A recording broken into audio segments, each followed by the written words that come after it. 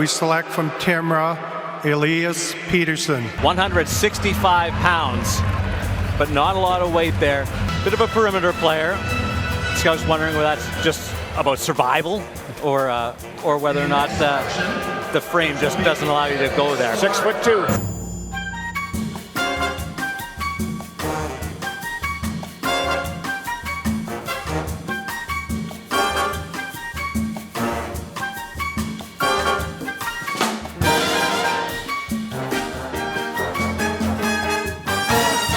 Back in 2014, out of seemingly nowhere, potential Swedish phenom would appear on every scout's radar. But they were hesitant. Even though this kid was showing flashes of generational talent, his scrawny, physical stature would surely restrict him from ever reaching his potential. Which is why, when he got called up to the J20 Swedish League, where he would be matching up against guys 5 years older, 50 to 60 pounds heavier, management and fans were doubtful, yet curious. Yes, his skill level is among the top prospects in the country, but will his physical stature hold him back? Where it would happen. Elias Pettersson would put up an unbelievable 13 points in 6 games. And for some perspective, when Lucas Raymond and Philip Forsberg got called up at the same age, they would go pointless, meaning Pettersson continues to progress. We are looking at a very special player. Fast forward to 2015, now with big expectations, where he should begin to dominate junior competition, Pettersson would see a massive drop-off. But here's the thing, Elias Pettersson this season would develop a confusing, mysterious aura among scouts. Because that same season, he would be called up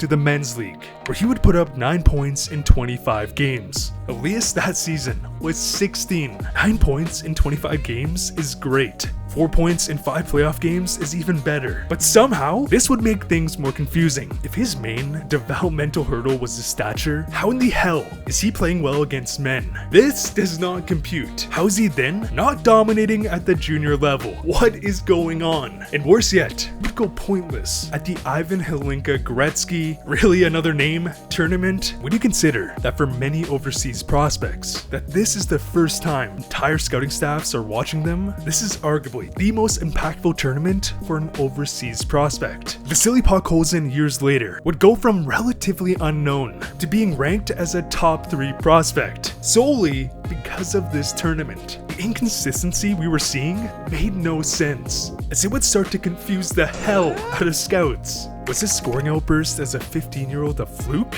It has to be his physical stature, right? His inconsistency is a massive red flag. And can you even blame them? As we have seen a consistent trend throughout draft history, to where a prospect builds up immense hype as a 16, 17-year-old, they don't progress, fall in the draft, and end up being a bust. Hell, Angelo Esposito, back in 2006, would score nearly 100 points in the QMJHL as a rookie. Esposito would be ranked ahead of Patrick Kane as the top prospect heading into the 2007 NHL draft. The next season, his teammate, Alex Radulov, aka the Warthog, would leave the team.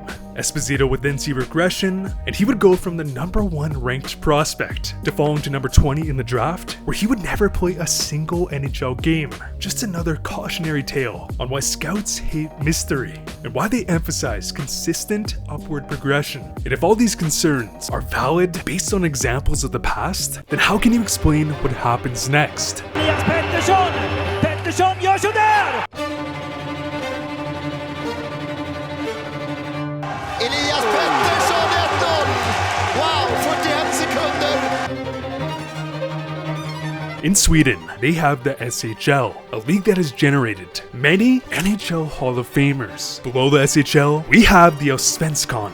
Allsvenskan. It's hard for me, okay? A professional league connected to the SHL. Top teams can be promoted to the SHL, and bottom teams can be demoted to the Allsvenskan. With that being said, the Allsvenskan is still a great league, especially if it means a prospect like Pettersson can get more ice time, therefore experience playing against men. With that being said, this is where the mysterious aura around Pettersson grows to the next level, as Elias Pettersson would light the league on fire. 41 points in 43 games, on top of a dominant playoff performance. Even though at this point, Philip Forsberg, David Pastrnak had just left the Allsvenskan, what the I can't do it. I just left the Allsvenskan and developed into stars. The fact that Pettersson wasn't playing in the SHL would only add to the mysterious aura. Yes, he is dominant, but he's not in the top league. This exact rationale would also be applied to Kyle McCarr in the same draft. Yes, he has been dominant in the AJHL, but is this because his competition is weaker? Factor in that Pettersson would have a bad World Juniors.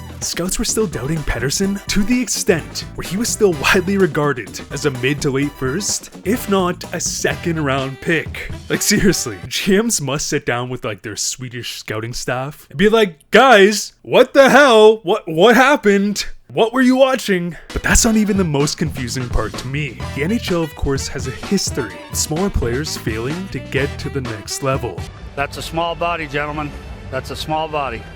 As a Canucks fan, Jordan Schrader comes to mind. Elias Pettersson is and was 6'2". Yes, he was skinny, but the man is 6'2". Cole Caulfield can gain strength, but he can't gain height. So how could any NHL team, unless they were throwing a smokescreen, say with confidence that he is too small? Especially when you consider one of his biggest assets was his work ethic. I cannot wrap my head around this. NHL teams were worried that a 6'2" teenager won't eventually put on weight. What is the logic here? Seriously makes me think is that scouts valued his World Junior performance so heavily that teams would start writing him off. But on the flip side, Pettersson dominates the World Juniors that season. The same reason Nico Hischier rose to number 1, there is not a chance he falls to Vancouver. And speaking of Pettersson and Canucks fans, I just released a custom Vancouver pack and collection box, all of which are handmade by me with gorgeous Quinn Hughes and Elias Pettersson rookie cards. Link is down below.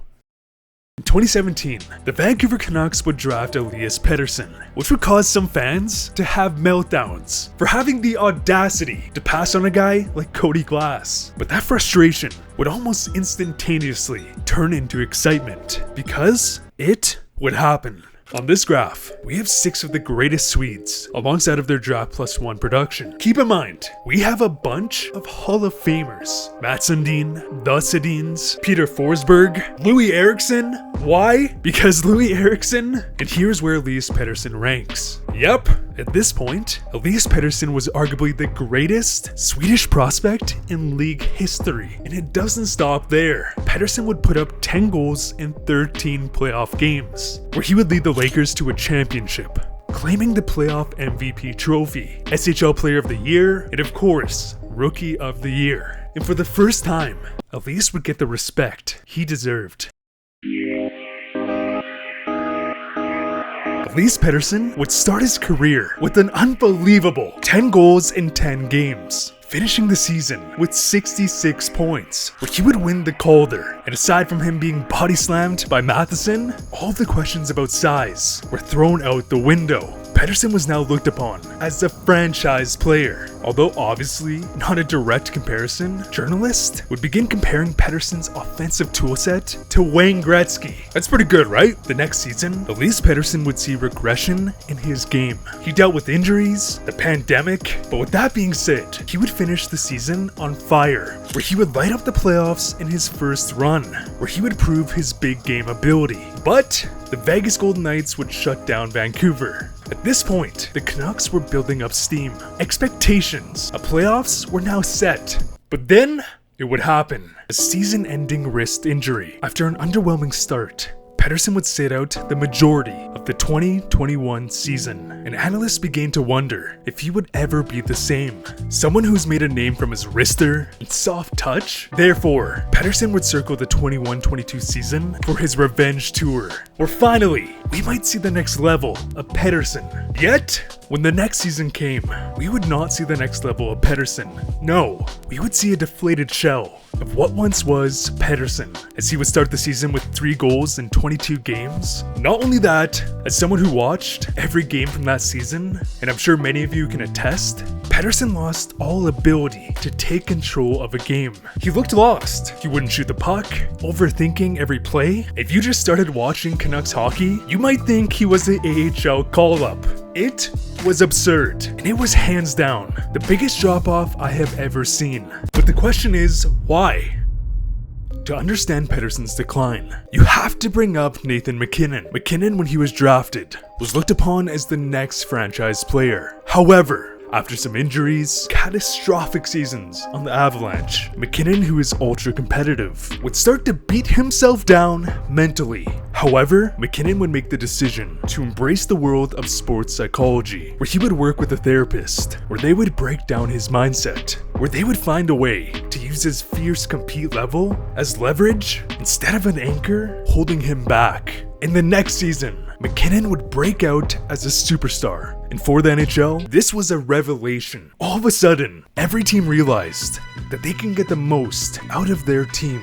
Therefore, it would become a standard that every NHL team has a sports psychologist. As the MacKinnon example, now Pettersson, toss in the entire Flames roster, has shown the league the importance of developing and maintaining a positive headspace. I have a theory that players with the highest compete levels are able to elevate past their competition. But at the same time, these players will also have the strongest reaction to losing in adversity. Why? Unregulated emotion caused by fierce compete levels. But if channeled correctly, that frustration, therefore emotion, can instead be used to elevate to the next level. I would make the argument, hell, I've been planning an entire video on this topic, that the players who are the most emotional will see the most turbulence in their career. But if you're able to develop the ability to take control of this emotion, those players have the chance to be an all-time great. Because at this point, Vancouver, under Travis Green, was trying to develop a strict system. But considering Vancouver at the time was a tire fire and did not have the pieces to operate a successful system, Travis Green would be fired. Bruce Boudreau would be hired. And Boudreau is a player's coach. But what does that mean? Instead of having a strict system that forces players into a certain mold, Boudreau would allow players to experiment with their game.